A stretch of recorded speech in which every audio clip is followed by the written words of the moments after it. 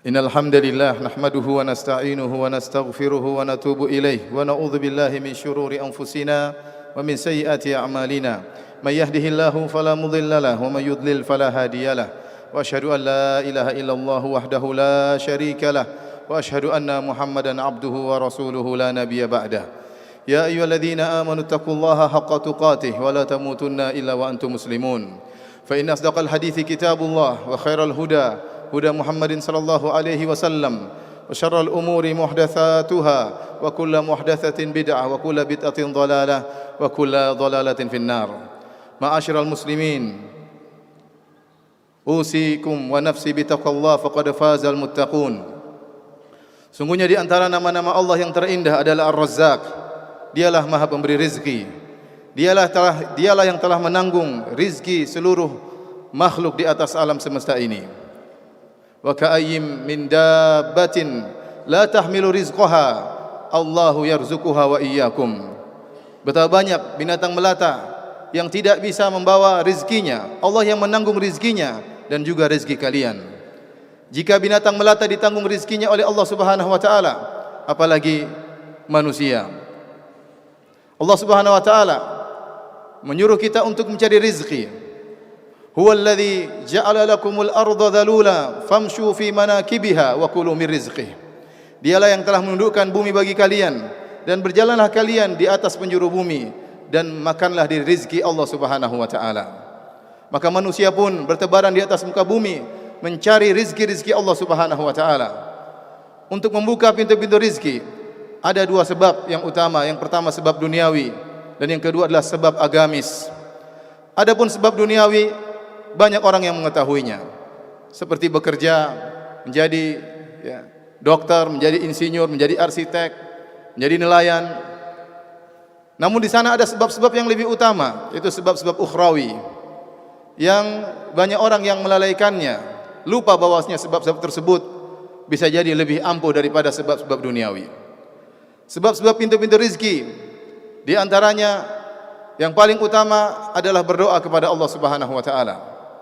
Allah berfirman, "Wabtaghu indallahi rizqa," dan mintalah rezeki kepada Allah Subhanahu wa taala. Berdoalah kepada Allah Subhanahu wa taala.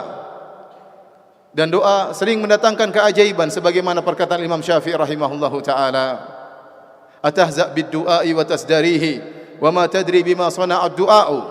Apakah kau meremehkan dan menganggap enteng doa? Kau tidak tahu apa yang bisa dilakukan oleh doa. Banyak kaum muslimin berdoa, tapi sering mereka menjadikan doa sebagai sebab yang terakhir, bukan sebab yang pertama. Padahal doa adalah silahul mukmin. Dia adalah sebab pertama dan sebab utama, baru disertai dengan ikhtiar. Bukan sebaliknya, setelah berikhtiar baru kemudian berdoa kepada Allah Subhanahu wa taala. Sebab yang kedua adalah bertakwa kepada Allah Subhanahu wa taala. Allah Subhanahu wa taala berfirman, "Wa may yattaqillaha yaj'al lahu makhraja wa yarzuquhu min haitsu la yahtasib." Barang siapa yang bertakwa kepada Allah Subhanahu wa taala, maka Allah akan berikan solusi baginya dan Allah akan berikan dia rezeki dari arah yang dia tidak sangka-sangka. Rezeki datang kepadanya tanpa dia pikirkan terlebih dahulu, tanpa dia rencanakan terlebih dahulu. Kenapa? Dia bertakwa kepada Allah Subhanahu wa taala, menjalankan perintah Allah, menjauhi larangan-larangan Allah Subhanahu wa taala. Jika seorang hamba mendapatkan rezeki dari arah yang dia tidak sangka-sangka, semoga itu merupakan tanda takwanya kepada Allah Subhanahu wa taala. Sebab berikutnya adalah menyambung silaturahmi. Kata Nabi sallallahu alaihi wasallam, "Man ahabba an yubsata lahu fi rizqihi wa yunsa'a fi atharihi falyasil rahimah." Barang siapa yang ingin dilapangkan rezekinya, dipanjangkan umurnya, maka hendaknya dia menyambung silaturahmi. Ini sebab paling utama di antara hal-hal yang bisa membuka pintu-pintu rezeki, menyambung silaturahmi. Kita mengorbankan waktu kita, mengorbankan sebagian harta kita untuk menyambung silaturahmi. Berikan hadiah, berikan pemberian kepada orang tua, kepada karib kerabat, kepada kakak, kepada adik, kepada paman, kepada bibi, kepada tante. Kunjungi mereka, senangkan hati mereka, berikan hadiah kepada mereka, telepon mereka, hubungi mereka. Ini semua adalah sebab-sebab rezeki. Betapa banyak orang yang sukses di dunianya, siapapun dia, apakah dia sebagai seorang dai, ataukah dia sebagai seorang bisnismen, apakah dia sebagai seorang dokter, rahasianya ternyata dia sangat berbakti kepada kedua orang tuanya. Maka di antara pintu rizki yang sangat mudah mendatangkan rizki adalah menyambung silaturahmi. Kemudian di antara pintu-pintu rizki adalah memerintahkan keluarga untuk salat. Allah Subhanahu wa taala berfirman, "Wa'mur ahlaka bis-salati wastabir 'alaiha. La nas'aluka rizqan nahnu narzuquk wal 'aqibatu littaqwa." Kata Allah Subhanahu wa taala, dan perintahkanlah keluargamu untuk salat dan bersabarlah di atasnya. Perintah anak istri untuk salat, sabar untuk salat dan sabar untuk memerintahkan mereka untuk salat. Jikalau kita bekerja, jangan lupa kita telepon istri kita, telepon anak-anak kita, sudah salat atau belum? Tatkala kita bersafar, cek apakah mereka sudah salat subuh atau belum. Sungguh itu pintu-pintu rizki. Kata Allah Subhanahu wa taala, "La nas'aluka rizqan." Kami tidak minta rizki kepada kalian. "Nahnu narzuquk." Bahkan kami yang berizki kepada kalian. Betapa banyak orang sibuk mencari nafkah, sibuk mengejar kesuksesan dunia, dia lupa untuk memerintahkan anak istrinya untuk salat. Dan itu adalah kesalahan yang fatal. Maka tatkala seorang menyisihkan waktunya untuk memerintahkan anak istrinya untuk salat, maka Allah akan bukakan pintu-pintu rizki baginya.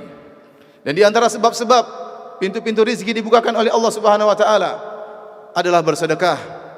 Bersedekah. Kata Nabi sallallahu alaihi wasallam, "Ma naqasat shadaqatun min mal." Bahwasanya sedekah tidak akan mengurangi harta. Benar jika seorang memiliki uang 1 juta, lantas dia sedekahkan 100.000 akan berkurang menjadi 900.000. Tapi Nabi sallallahu alaihi wasallam yang berkata tidak akan berkurang, dan kita benarkan sabda Nabi sallallahu alaihi wasallam. Kita yakin Allah akan mengembalikan itu semuanya. Bagaimana caranya itu urusan Allah Subhanahu wa taala. Yang penting seorang tatkala bersedekah dia ikhlas kepada Allah Subhanahu wa taala, mengharap wajah Allah Subhanahu wa taala. Bahkan tatkala Allah menjamin sedekah orang pasti dikembalikan, Allah namakan sedekah tersebut sebagai hutang bagi Allah Subhanahu wa taala. Allah berfirman, "Man dzalladzi yuqridullaha qardan hasanan fayudha'ifahu lahu adha'afan katsira wallahu yaqbidu wa yabsutu wa ilaihi turja'un." Kata Allah Subhanahu wa taala, barang siapa yang beri pinjaman kepada Allah dengan pinjaman yang baik, Allah namakan sedekah dengan hutang, supaya hamba-hamba tahu bahwasanya kewajiban bagi Allah untuk mengembalikannya. Jika ada orang minta hutang kepada kita, orang kaya, miliarder, kita pasti berikan hutang kepada dia. Kebetulan mungkin dia tidak bawa uang, dia minta pinjaman kepada kita, kita berikan karena kita yakin dia bisa membayar hutang tersebut. Bagaimana lagi yang berhutang adalah yang maha kaya, Ar-Razzaq, Al-Ghani, yang maha pemberi rezeki, yang maha kaya, dia pasti akan memberi bayaran hutang tersebut. Maka seorang jangan ragu, tatkala dia bersedekah kepada Allah Subhanahu wa taala, maka Allah akan berikan ganti kepadanya, bahkan akan dilipat gandakan oleh Allah Subhanahu wa taala. Allah tawarkan riba, riba yang syar'i. Beri hutangan kepada Allah, Allah akan beri balasan berlimpah-limpah, berlipat ganda. Allah berikan riba, riba yang syar'i bukan riba yang haram.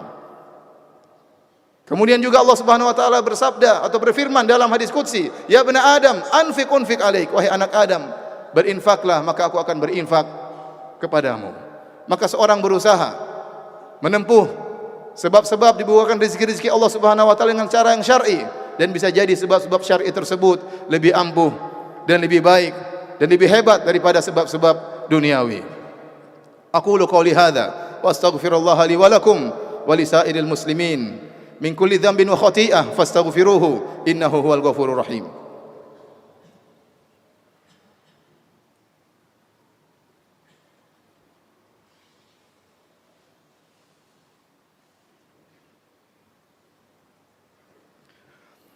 Alhamdulillahi ala ihsanih wa syukru lahu ala taufiqihi wa amtinanih wa asyhadu an la ilaha illallah wahdahu la syarika lahu ta'ziman li sya'nih wa asyhadu anna Muhammadan abduhu wa rasuluhu da'ila ridwanih.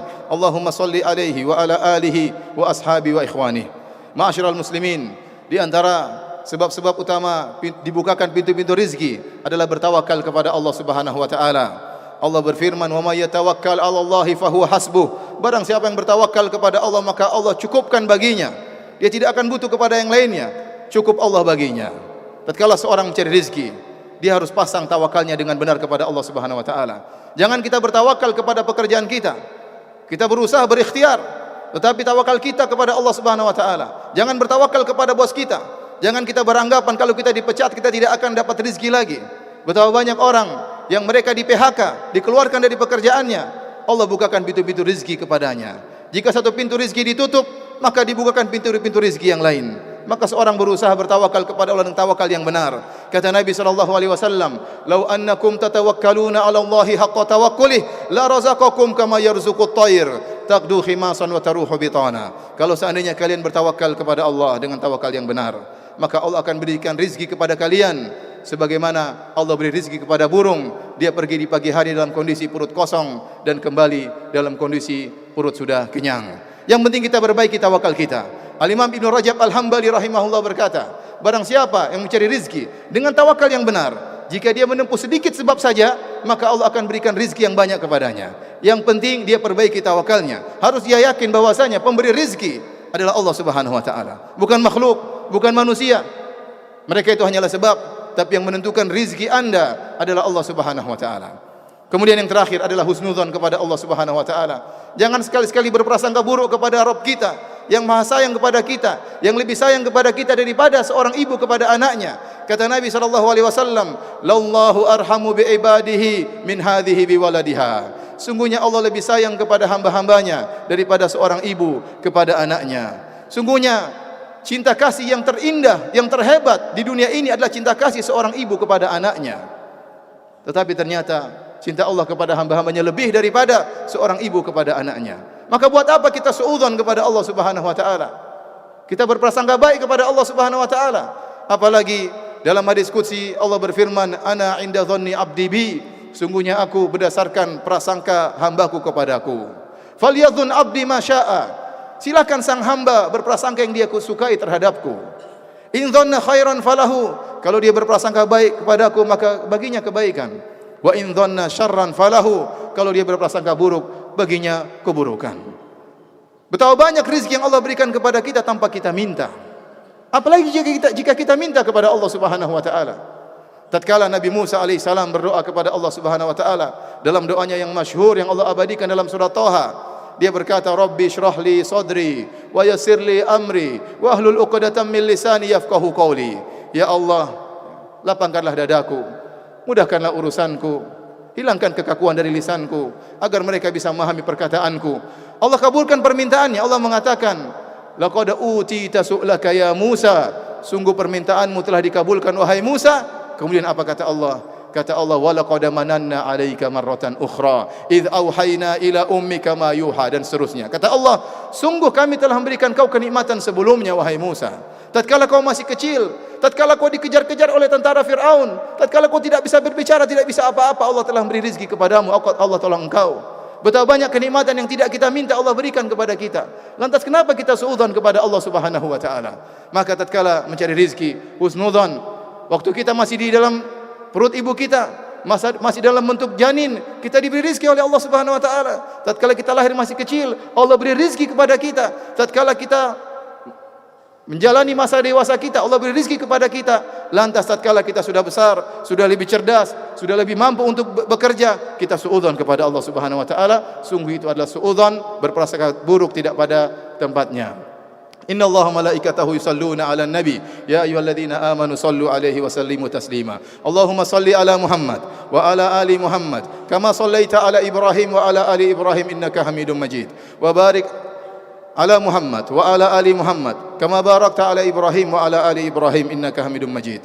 Allahumma ighfiril muslimina wal muslimat wal mu'minina wal mu'minat al ahya'i minhum wal amwat innaka sami'un qaribun mujibud da'wat wa ya qadiyal hajat. اللهم آت نفوسنا تقواها وزكها أنت خير من زكاها أنت ولي ومولاها. ربنا ظلمنا أنفسنا وإن لم تغفر لنا وترحمنا لنكونن من الخاسرين. اللهم أعز الإسلام والمسلمين، اللهم أعز الإسلام والمسلمين، اللهم أعز الإسلام والمسلمين وأذل الشرك والمشركين وأذل الكفر والكافرين يا قوي يا متين. اللهم انصر إخواننا المستضعفين في كل مكان، اللهم انصر إخواننا المستضعفين في كل مكان، اللهم انصر إخواننا المستضعفين في كل مكان، في سوريا، في بورما، وفي فلسطين. ربنا آتنا في الدنيا حسنة وفي الآخرة حسنة وقنا عذاب النار وقنا عذاب النار وقنا عذاب النار وأقيموا الصلاة.